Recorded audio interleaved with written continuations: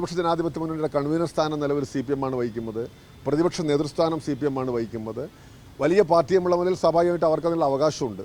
അതെല്ലാം നിലനിൽക്കവേ അതിനേക്കാൾ ചെറിയൊരു പദവിയാണ് ഉപനേതൃസ്ഥാനം എന്ന് പറയുന്നത്. ഏതെങ്കിലും ഒരു വ്യക്തി നേരത്തെ പറഞ്ഞ പോലെ രാഷ്ട്രീയ ആവശ്യം മുന്നോട്ട് വെക്കുമ്പോൾ അതിന് മറുപടി പറയേണ്ടത് CPM എന്ന് പറയുന്ന പാർട്ടി നേതൃത്വമാണ്. അത് ഏതെങ്കിലും ഒരു വ്യക്തി ആ തീരുമാനത്തിലേക്ക് എത്താൻ പാർട്ടിയെ സമ്മർദ്ദം ചെലുത്തുന്നുണ്ട് എന്ന് CPI കരുതുന്നുണ്ട്. അങ്ങനെയല്ല, ഞങ്ങൾ മറ്റ് പാർട്ടികളുടെ ആഭ്യന്തര കാര്യങ്ങളെക്കുറിച്ചൊന്നും അഭിപ്രായം പറയാൻ ആഗ്രഹിക്കുന്നില്ല. ഒരു വളരെ പ്രധാനപ്പെട്ട ജനുവിനായ രാഷ്ട്രീയ ആവശ്യം CPI മുന്നോട്ട് വെച്ചു. ആ മുന്നോട്ട് വെച്ച ആവശ്യത്തോട് സ്വാഭാവികമായിട്ടും കേരളത്തിലെ ഇടതുപക്ഷം മനസ്സുള്ളവർക്ക് മുഴുവൻ യോജിപ്പാണെന്നാണ് ഞങ്ങൾ വിചാരിക്കുന്നത്. ഏതൊരു കേവലം ഒരു പദവിയുടെ പ്രശ്നമല്ല. പ്രതിപക്ഷത്തെ കുറേ കൂടി കോർഡിനേഷൻ ഉണ്ടാവാൻ, പ്രതിപക്ഷം കുറേ കൂടി ശക്തമായി മുന്നോട്ട് പോകാൻ സ്വാഭാവികമായിട്ടും അത് പോകണം. പിന്നെ മാത്രമല്ല, ഇടതുപക്ഷ ജനാധിപത്യ മുന്നണിയുടെ കൺവീനർ സ്ഥാനം നിലവിൽ CPM ആണ് വഹിക്കുന്നത്. പ്രതിപക്ഷ നേതൃസ്ഥാനം CPM ആണ് വഹിക്കുന്നത്. വലിയ പാർട്ടിയുമുള്ള മുന്നിൽ സ്വാഭാവികമായിട്ട് അവർക്ക് അതിനുള്ള അവകാശമുണ്ട്. അതെല്ലാം നിലനിൽക്കവേ അതിനേക്കാൾ ചെറിയൊരു പദവിയാണ് ഉപനേതൃസ്ഥാനം എന്ന് പറയുന്നത്. LDFൻ്റെ കൺവീനർ എന്ന് പറയുന്ന ഏറ്റവും വലിയൊരു കോർഡിനേറ്റർ പോസ്റ്റ് ഇരിക്കുന്ന പാർട്ടിയാണ് CPM. അപ്പോൾ ആ കാര്യത്തിന് കുറേ കൂടി ജാഗ്രതയും ഗൗരവമുള്ളൊരു സമീപനം സ്വീകരിച്ച് ഒരു നിലപാടെടുക്കേണ്ടത് CPM ആണ്. LDFൻ്റെ കൺവീനറാണ്. കൺവീനർ എന്ന വ്യക്തിയല്ല ഉദ്ദേശിക്കുന്ന പാർട്ടിയാണ്.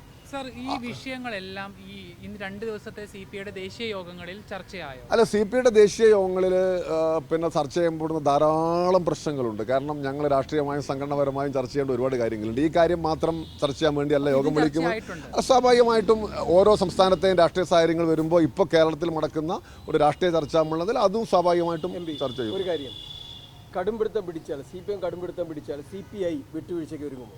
ഞാൻ എന്ന് പറഞ്ഞാലുണ്ടല്ലോ, ഇപ്പോൾ ഈ നദി വറ്റുകയും തൊടൽ പൊട്ടുകയും ഒക്കെ ചെയ്താൽ എന്താണ് എന്ന് പറയാവുന്ന ഒരു സാഹചര്യത്തൊന്നും ഞാൻ അങ്ങനെ കാണുന്നില്ല. രാഷ്ട്രീയമാണ്. രാഷ്ട്രീയത്തിൽ ആവശ്യങ്ങൾ മുന്നോട്ട് വെക്കുന്നു.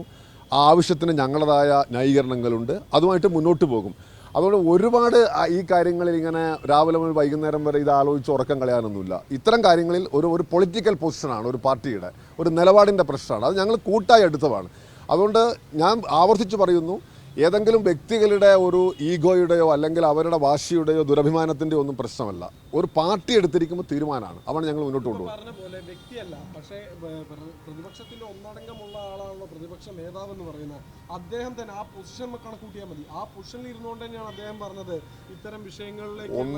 ഞാൻ അദ്ദേഹത്തെ പോലൊരു മുതിർന്ന നേതാവ് പല ഘട്ടങ്ങളിലും നടത്തുന്ന പ്രസ്താവനകളൊന്നും ഒക്കെ ഞാൻ എല്ലാ പ്രസ്താവനകളും ഞങ്ങൾക്ക് ശ്രദ്ധിക്കാൻ പറ്റുന്നില്ലല്ലോ. അദ്ദേഹത്തിൻ്റെതായ ചില ന്യായീകരണങ്ങൾ പറഞ്ഞിട്ടുണ്ടാവുക. ഞാൻ അതിന് മറുപടി പറയാൻ ആളല്ല. ഞങ്ങൾ ഒരു പ്രതിപക്ഷത്തെ ഏറ്റവും പ്രധാനപ്പെട്ട ഒരു പാർട്ടിയും നിലയിൽ മുന്നോട്ട് വെക്കുന്ന ഒരു ആവശ്യമാണ്. അപ്പോൾ അതിന് ഏതെങ്കിലും വ്യക്തികളുടെ മറുപടി ആ നിലയിൽ ബാധകമല്ല.